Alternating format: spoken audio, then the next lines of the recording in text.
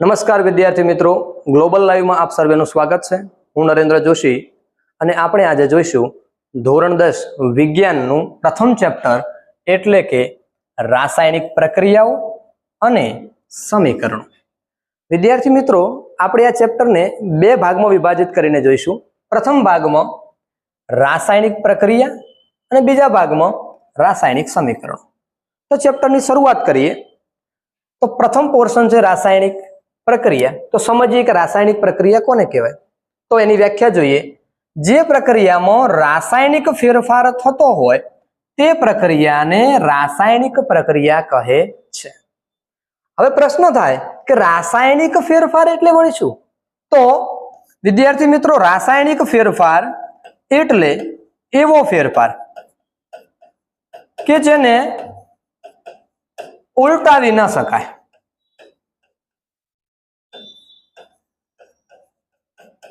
વિદ્યાર્થી મિત્રો, એવો ફેરફાર કે જેને ઉલટાવી ન શકાય। આપણે રોજિંદા જીવનનું એક એક્ઝામ્પલ લઈએ, જેમ કે દૂધમાંથી દહીં બન્યું, પરંતુ વિદ્યાર્થી મિત્રો દહીંમાંથી દૂધ બનશે નહીં। તો આ ફેરફાર છે એને ઉલટાવી શકાતો નથી।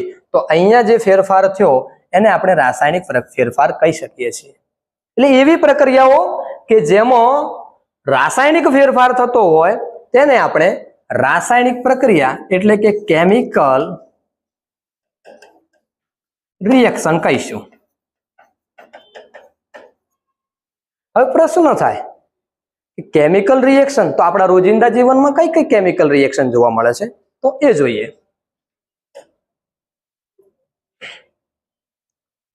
તો આપણે જોઈએ રોજિંદા જીવનમાં જોવા મળતી રાસાયણિક પ્રક્રિયાઓ। તો પ્રથમ હાલ થોડી વાર પહેલા જ જોયું કે દૂધમાંથી દહીંનું રૂપાંતરણ,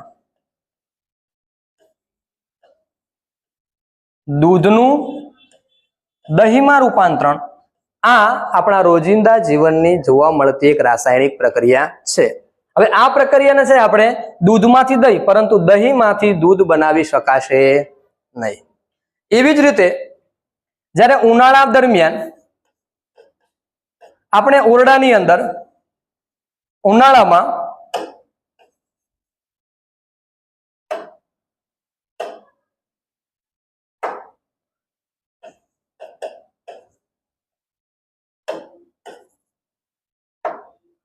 ઓરડાના તાપમાને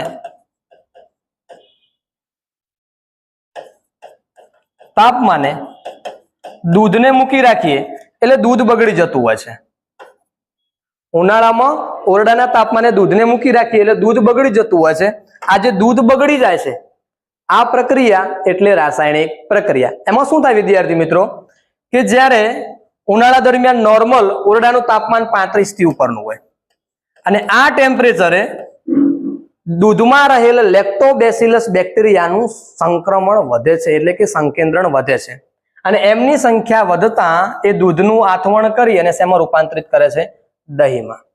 તો આ ફેરફારને પણ આપણે રાસાયણિક ફેરફાર કહીશું અને જે એક રોજિંદા જીવનની રાસાયણિક પ્રક્રિયા છે। એવી જ રીતે બીજું એક્ઝામ્પલ લઈએ કે જ્યારે આપણે લોખંડની કોઈ નવી વસ્તુ લાવીએ છીએ અને એને ખુલ્લા વાતાવરણમાં મૂકી રાખીએ તો થોડા સમય બાદ શું થાય છે? એના ઉપર કાટનું કથ્થઈ રંગનું સ્તર જામે છે। તો લોખંડને કાટ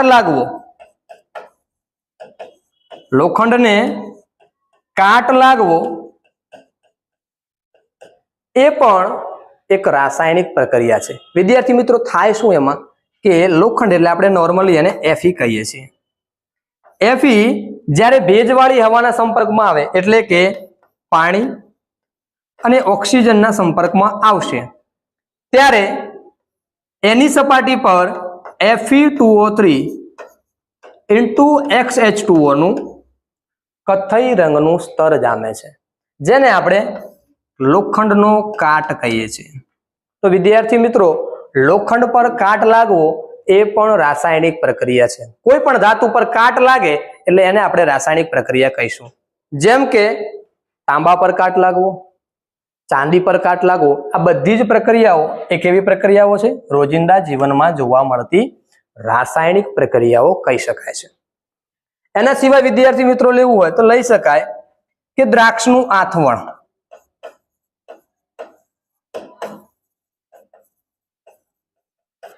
વિદ્યાર્થી મિત્રો, જ્યારે દ્રાક્ષનું આથવણ કરવામાં આવે ત્યારે આપણને આલ્કોહોલ મળે છે. હવે પ્રશ્ન થાય કે દ્રાક્ષનું આથવણ થાય કઈ રીતે?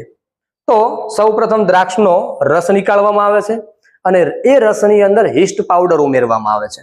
એટલે આપણે સૌ જાણીએ છીએ કે દ્રાક્ષની અંદર શું હોય? શર્કરા.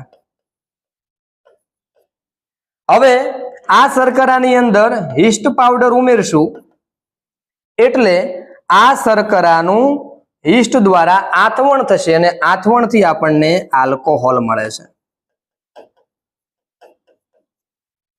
અને આ દ્રાક્ષના આથવણથી મળતો આલ્કોહોલની પ્રક્રિયા એ આપણા રોજિંદા જીવનમાં જોવા મળતી રાસાયણિક પ્રક્રિયા જ છે. એવી રીતે આપણે શ્વસન પ્રક્રિયા કરીએ. શ્વસનને નોર્મલી આપણે શક્તિ નિર્માણની પ્રક્રિયા પણ કહેતા હોઈએ છીએ. તો આ પ્રક્રિયા પણ આપણા રોજિંદા જીવનમાં જોવા મળતી રાસાયણિક પ્રક્રિયા છે. એવી રીતે આપણા શરીરની અંદર પાચનની ક્રિયા, તો એ પણ રોજિંદા જીવનમાં જોવા મળતી એક રાસાયણિક પ્રક્રિયા છે. એવી બીજી એક્ઝામ્પલ લેવું હોય તો આપણે જે ખોરાકને રાંધીએ છીએ એ પણ આપણા રોજિંદા જીવનમાં જોવા મળતી રાસાયણિક પ્રક્રિયા છે. તો વિદ્યાર્થી મિત્રો, તમને ખ્યાલ આવી ગયો હશે કે રાસાયણિક પ્રક્રિયા શું? તો આપણે હમણાં અગાઉ જ જોયું કે રાસાયણિક પ્રક્રિયા એટલે કે જે પ્રક્રિયામાં રાસાયણિક ફેરફાર થતો હોય તેને રાસાયણિક પ્રક્રિયા કહે છે. અને રાસાયણિક ફેરફાર એટલે જેને ઉલટાવી ન શકાય. જેમ આપણે એક્ઝામ્પલમાં જોયું કે દૂધમાંથી દહીં, પરંતુ દહીંમાંથી દૂધ બનશે નહીં. એવી જ રીતે લોખંડમાંથી લોખંડનો કાટ બન્યો, પણ લોખંડના કાટમાંથી પાછું લોખંડ મળશે નહીં. એવી જ રીતે આપણે અહીંયા દ્રાક્ષના આથવણનું ઉદાહરણ લીધું તો શર્કરામાંથી આલ્કોહોલ, પરંતુ આલ્કોહોલમાંથી શર્કરા મળતી નથી. તો વિદ્યાર્થી મિત્રો, આ ફેરફારોને આપણે ઉલટાવી શકતા નથી. અને આ ફેરફારોને ઉલટાવી શકતા નથી માટે તો આપણે કહી શકીએ કે આપેલી પ્રક્રિયા એ રાસાયણિક પ્રક્રિયા છે. હવે આપણે આગળ જઈએ. પ્રશ્ન થાય કે સાહેબ, રાસાયણિક પ્રક્રિયા થઈ, ચલો ખ્યાલ આવી ગયો કે રોજિંદા જીવનમાં કઈ કઈ રાસાયણિક પ્રક્રિયાઓ થઈ. પણ પ્રશ્ન એમ થાય કે આપણી આજુબાજુ કોઈ પ્રક્રિયા એ રાસાયણિક પ્રક્રિયા છે કે નથી, એ જાણવું હોય તો કઈ રીતે જાણી શકાય? તો વિદ્યાર્થી મિત્રો, વ્યાખ્યામાં જ કહ્યું છે કે રાસાયણિક ફેરફાર થાય એ પ્રક્રિયાને રાસાયણિક પ્રક્રિયા કહેવાય. તો પ્રશ્ન ફરી ઉત્પન્ન થાય કે એવા કયા કયા રાસાયણિક ફેરફારો કે જેના આધારે નક્કી કરી શકાય કે આપેલી પ્રક્રિયા એ રાસાયણિક પ્રક્રિયા છે? તો ચલો વિદ્યાર્થી મિત્રો, એની તરફ જઈએ.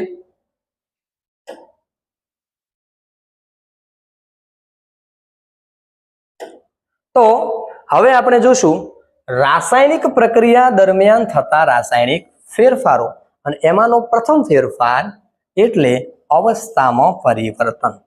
વિદ્યાર્થી મિત્રો, અવસ્થામાં પરિવર્તન આવે તો એના આધારે આપણે કહી શકીએ કે રાસાયણિક પ્રક્રિયા થઈ છે. તો જોઈએ આપણે એક એક્ઝામ્પલ લઈને. આપણે સૌ પ્રથમ મેગ્નેશિયમની પટ્ટી લઈશું. એ મેગ્નેશિયમની પટ્ટીને કાચ પેપર વડે ઘસશું.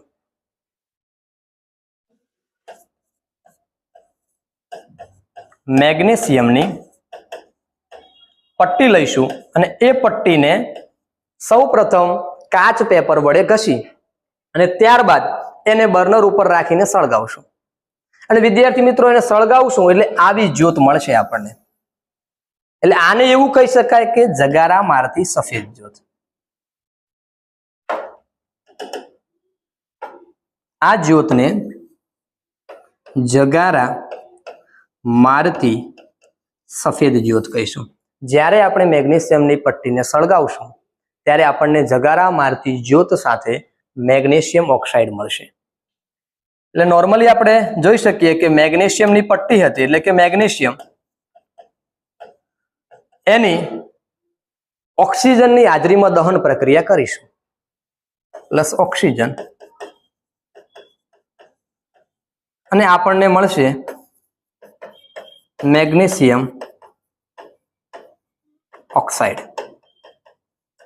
એટલે કે મેગ્નેશિયમ એટલે Mg, ઓક્સિજન એટલે O2 અને મેગ્નેશિયમ ઓક્સાઇડ એટલે MgO. વિદ્યાર્થી મિત્રો પ્રશ્ન થાય કે અહીંયા ક્યાં અવસ્થામાં પરિવર્તન આવ્યું? તો જોઈએ આપણે કે મેગ્નેશિયમની પટ્ટી એ ઘન અવસ્થામાં હતી. સળગવા માટે જરૂરી વાયુ એટલે ઓક્સિજન કઈ અવસ્થામાં હતું? વાયુ અવસ્થામાં.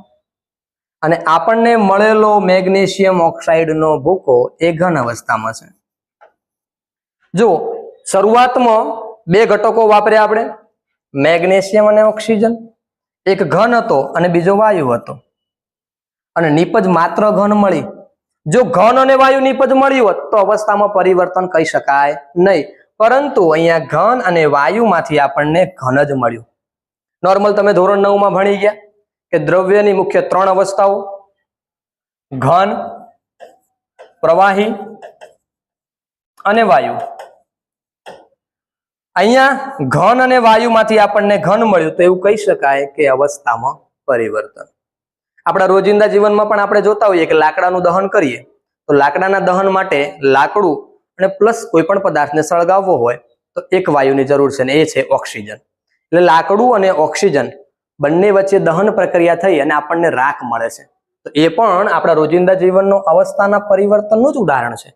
એવી રીતે અગરબત્તી સળગાવીએ છીએ તો અગરબત્તી સળગાવવા માટે અગરબત્તી અને એની ઓક્સિજન સાથે પ્રક્રિયા થવી જોઈએ, ત્યારે આપણને રાખ મળે છે. એ પણ આપણા રોજિંદા જીવનમાં થતી અવસ્થાનું પરિવર્તન છે.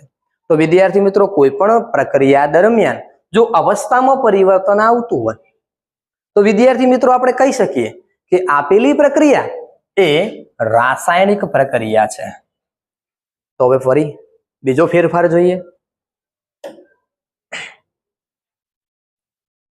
વિદ્યાર્થી મિત્રો, બીજો ફેરફાર એટલે રંગમાં પરિવર્તન. ઘણી બધી એવી પ્રક્રિયાઓ હોય છે કે જે પ્રક્રિયા દરમિયાન રંગમાં પરિવર્તન આવતું હોય છે. તો વિદ્યાર્થી મિત્રો, આપણે અહીંયા ઉદાહરણ લઈશું લેડ નાઇટ્રેટ, જે અહીંયા આપેલું છે. લેડ નાઇટ્રેટ ની પોટેશિયમ આયોડાઇડ સાથે રાસાયણિક પ્રક્રિયા કરશું તો આપણને અહીંયા પીળા રંગનું દ્રાવણ દેખાય છે. પીળા રંગના લેડ આયોડાઇડ મળશે. વિદ્યાર્થી મિત્રો, શું કરશું? તો આપણે સૌ પ્રથમ લેડ નાઇટ્રેટનું દ્રાવણ બનાવશું જે રંગવિહીન છે. પછી એક બીજું દ્રાવણ બનાવશું પોટેશિયમ આયોડાઇડ, જે પણ કેવું છે? રંગવિહીન. આ બંને રંગવિહીન દ્રાવણોને એક કસનળીમાં ભેગા કરશું, એટલે બંને વચ્ચે રાસાયણિક પ્રક્રિયા કરાવશું. તો વિદ્યાર્થી મિત્રો, બંને વચ્ચે પ્રક્રિયા થઈ અને આપણને પીળા રંગના લેડ આયોડાઇડ મળે છે, જે શું દર્શાવે છે? તો અહીંયા બંને રંગવિહીન હતા અને એમાંથી આપણને રંગવાળું દ્રાવણ મળ્યું, એટલે શેમાં પરિવર્તન આવ્યું? નોર્મલી ખબર જ પડે કે રંગમાં પરિવર્તન. તો જ્યારે કોઈ પણ રાસાયણિક પ્રક્રિયા દરમિયાન અથવા નોર્મલ કોઈ પણ પ્રક્રિયા દરમિયાન રંગમાં પરિવર્તન આવે છે તો એવું કહી શકાય કે આપેલી પ્રક્રિયા એ રાસાયણિક પ્રક્રિયા છે. તો મિત્રો, બીજો ફેરફાર આપણે સમજ્યા રંગમાં પરિવર્તન. ત્યારબાદ ત્રીજો સમજીએ.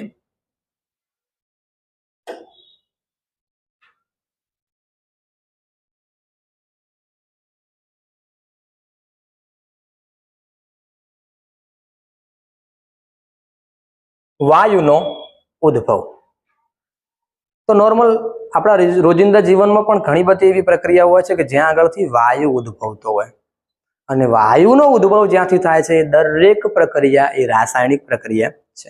તો એવું એક એક્ઝામ્પલ લઈએ. જેમ કે અહીંયા આપણે એક સેટ ગોઠવેલો છે, એક કસનળી લીધેલ છે, એ કસનળીને સ્ટેન્ડ સાથે જોડેલી છે, અને એક કસનળીના ઉપરના ભાગે એક બૂચ, અને એ બૂચમાંથી વિમોચન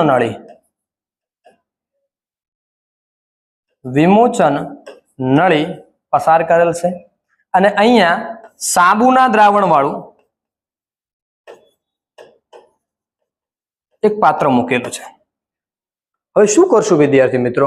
તો સૌ પ્રથમ આપણે કસનળીની અંદર અહીંયા આપ દેખી શકો છો દાણાદાર ઝીંક ઉમેરીશું, Zn ઝીંક, અને એ ઝીંકની અંદર આપણે મંદ સલ્ફ્યુરિક એસિડ એટલે કે H2SO4 ઉમેરી અને ઉપરના ભાગે બુચ ફીટ કરી દઈશું.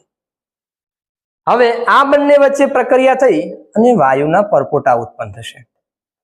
એ વાયુના પરપોટા વિમોચન નળી મારફતે સાબુના દ્રાવણમાં જશે અને ત્યાંથી બબલ્સ બનીને બહાર વાતાવરણમાં આવશે. એટલે આપણે શું કરીશું, તો આપણે નોર્મલ જાણીએ છીએ કે હાઇડ્રોજન વાયુ એટલે ધડાકા સાથે સળગે, તો આપણે સળગતી મીણબત્તી લાવી નજીક, સળગતી મીણબત્તી જેવા આ પરપોટાઓના સંપર્કમાં આવશે એટલે પરપોટા ધડાકા સાથે સળગશે. એટલે આમ નોર્મલ આપણે સમજી શકીએ કે વાયુ ઉત્પન્ન થયો, પણ અહીંયા ધડાકો થયો એટલે ખબર પડી કે કયો વાયુ ઉત્પન્ન થયો, તો કે હાઇડ્રોજન વાયુ. એટલે આ પ્રક્રિયા એ વાયુનો ઉદ્ભવ દર્શાવે છે. એવી જ રોજિંદા જીવનની ઘણી બધી રાસાયણિક પ્રક્રિયાઓ છે કે જેની અંદર વાયુનો ઉદ્ભવ જોવા મળે છે. તો વિદ્યાર્થી મિત્રો, આપણે અહીંયા સમીકરણ લખી શકીએ, લખવું હોય તો, કે ઝીંકની જ્યારે H2SO4 સાથે પ્રક્રિયા થશે એટલે એક વાયુ ઉત્પન્ન થશે એટલે કે હાઇડ્રોજન, અને બીજું મળશે આપણને ZnSO4. તો ઉત્પન્ન થતો વાયુ એ વાયુનો ઉદ્ભવ દર્શાવે છે. તો જો કોઈ પણ પ્રક્રિયા દરમિયાન વાયુનો ઉદ્ભવ થતો હોય તો આપેલી પ્રક્રિયા એ રાસાયણિક પ્રક્રિયા છે. વિદ્યાર્થી મિત્રો, એક પ્રશ્ન એવો થાય કે સાહેબ આ હાઇડ્રોજન વાયુ ઉદ્ભવે છે એવો આપણને ખ્યાલ કઈ રીતે આવે, અથવા હાઇડ્રોજન વાયુની ચકાસણી કઈ રીતે કરવી? તો વિદ્યાર્થી મિત્રો, નોર્મલ છે કે જો વાયુ પોપ એવા અવાજથી એટલે કે ધાણી ફૂટ્યા જેવા અવાજથી, કેવો અવાજ વિદ્યાર્થી મિત્રો? પોપ એવા અવાજથી જો ઉત્પન્ન થતો હોય તો એ વાયુ એ હાઇડ્રોજન વાયુ છે. અથવા જો તમારે શ્યોર નક્કી કરવું હોય તો એ ઉત્પન્ન થતા વાયુના સંપર્કમાં કોઈ સળગતો પદાર્થ એટલે કે સળગતી સળી લાવો કે સળગતી મીણબત્તી લાવો, અને જો એ વાયુ ધડાકા સાથે સળગે છે તો વિદ્યાર્થી મિત્રો કન્ફર્મ થાય છે કે આ વાયુ એ હાઇડ્રોજન વાયુ છે. એવું જાણવું હોય તો બીજા વાયુ પણ જાણી શકાય, જેમ કે કાર્બન ડાયોક્સાઇડ. જો ઉભરા સાથે ઉત્પન્ન થતો હોય તો એ વાયુ એ કાર્બન ડાયોક્સાઇડ છે. જેમ કે આપણે જ્યારે પેટમાં દુખાવો થતો હોય અથવા ગેસ્ટ્રિક પ્રોબ્લેમ હોય ત્યારે આપણે સોડાજી પીતા હોઈએ છીએ એટલે કે ઈનો પીતા હોઈએ છીએ, અને એ ઈનોને જ્યારે આપણે પાણીની અંદર નાખીએ એટલે ઉભરા આવે છે, અને એ ઉભરા કોના હોય છે મિત્રો? કાર્બન ડાયોક્સાઇડના હોય છે. તો એ પ્રક્રિયા પણ જ્યારે પાણી અને સોડાજી વચ્ચે પ્રક્રિયા થઈ, એ પ્રક્રિયા પણ વિદ્યાર્થી મિત્રો રાસાયણિક પ્રક્રિયા છે. તો જ્યારે વાયુનો ઉદ્ભવ થતો હોય ત્યારે કહી શકાય કે આપેલી પ્રક્રિયા એ રાસાયણિક પ્રક્રિયા છે. આપણે નેક્સ્ટ જોઈએ.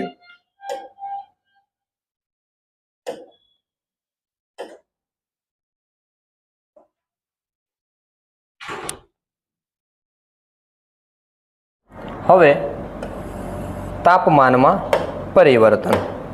તો વિદ્યાર્થી મિત્રો, હમણાં આપણે એક્ઝામ્પલ લીધું કે દાણાદાર ઝીંકની મંદ સલ્ફ્યુરિક એસિડ સાથેની પ્રક્રિયાથી હાઇડ્રોજન વાયુ ઉત્પન્ન થાય છે. વિદ્યાર્થી મિત્રો, જ્યારે હાઇડ્રોજન વાયુ ઉત્પન્ન થતો છે એ દરમિયાન જો તમે કસનળીને અડકશો તો કસનળી તમને ગરમ લાગશે.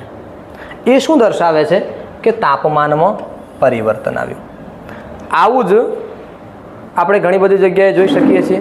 જેમ કે તમે અહીંયા આંગળી રાખી અને જુઓ તો જ્યારે શ્વાસ લેશો ત્યારે હવા ઠંડી હશે, પરંતુ જ્યારે ઉચ્છ્વાસ દ્વારા કાર્બન ડાયોક્સાઇડ બહાર નીકળતો હશે ત્યારે તમને ગરમ હવાનો અહેસાસ થશે. એ શું દર્શાવે છે? તાપમાનમાં પરિવર્તન. એટલે એના ઉપરથી એવું પણ સાબિત થઈ શકે કે શ્વસન પ્રક્રિયા એ રાસાયણિક પ્રક્રિયા છે. વિદ્યાર્થી મિત્રો, જો આપ ખેડૂત પુત્ર હો તો આપને ખબર હશે કે જ્યારે આપણે યુરિયાને પાણીમાં નાખીએ એટલે એ દ્રાવણ છે ને ઠંડુ બની જાય છે, એટલે કે એ જે મિશ્રણ છે એ ઠંડુ બને છે. તો એ પણ શું દર્શાવે છે? રાસાયણિક પ્રક્રિયા દરમિયાન થતો તાપમાનમાં પરિવર્તન. તો વિદ્યાર્થી મિત્રો, જ્યારે આપણે દાણાદાર ઝીંકની મંદ સલ્ફ્યુરિક એસિડ સાથે પ્રક્રિયા કરી ત્યારે ઝીંક સલ્ફેટ અને એની સાથે હાઇડ્રોજન વાયુ ઉત્પન્ન થયો, સાથે સાથે વધારામાં ગરમી ઉત્પન્ન થઈ એટલે કે ઉષ્મા ઉત્પન્ન થઈ, જેના કારણે એનું પાત્ર ગરમ થયું. એવી જ રીતે આપણે જોયું કે યુરિયાની અંદર જ્યારે પાણી ઉમેરીએ છીએ યુરિયા એક રાસાયણિક ખાતર છે અને એની અંદર જ્યારે પાણી ઉમેરીએ છીએ એટલે પાત્ર છે ને મિત્રો ઠંડુ પડે છે.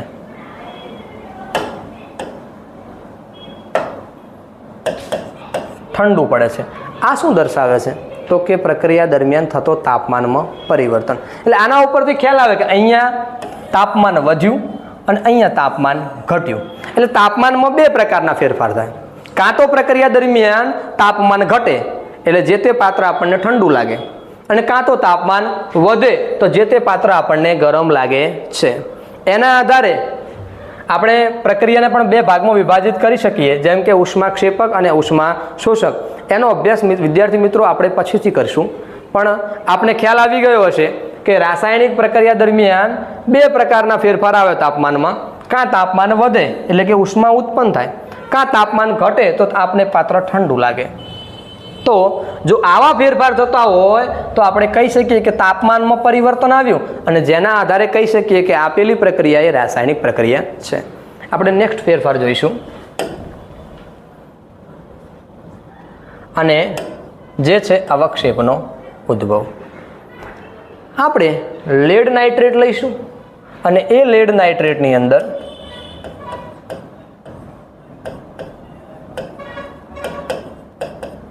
અંદર પોટેશિયમ આયોડાઇડ ઉમેરીશું. આપ અહીંયા જોઈ શકો છો કે અહીંયા બીકરમાં પ્રથમ લેડ નાઇટ્રેટ લીધેલ હતું, અને એની અંદર શું ઉમેર્યું તો કે પોટેશિયમ આયોડાઇડ.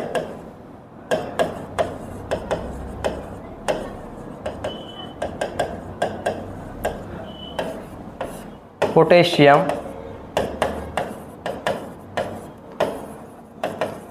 આયોડાઇડ. એટલે આ પ્રક્રિયા દરમિયાન તમે અહીંયા જોઈ શકો છો પીળા રંગના અદ્રાવ્ય અવક્ષેપ ઉત્પન્ન થાય છે, અને જે દર્શાવે છે અવક્ષેપનો ઉદ્ભવ.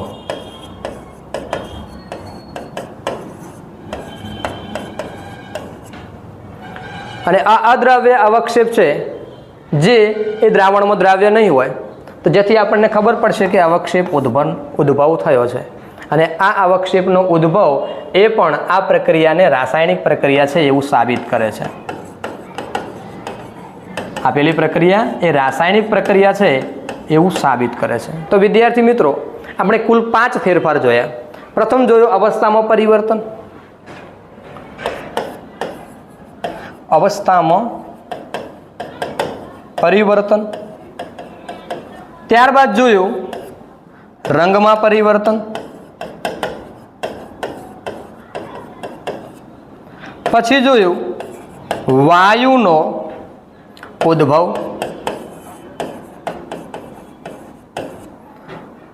ત્યારબાદ તાપમાનમાં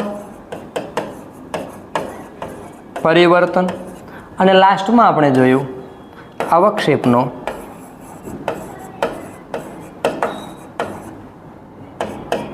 ઉદ્ભવ.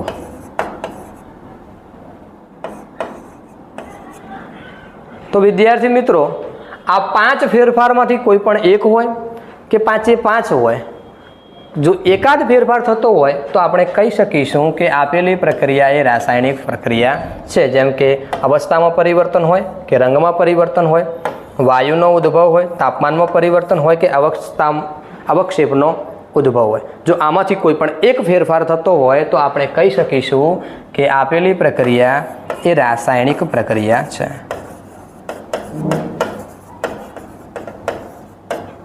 તો તમને બધાને ખ્યાલ આવી ગયો છે કે રાસાયણિક પ્રક્રિયા થઈ છે કે નહીં એ કેવી રીતે જાણવું. અસ્તુ. ભારત માતા કી જય.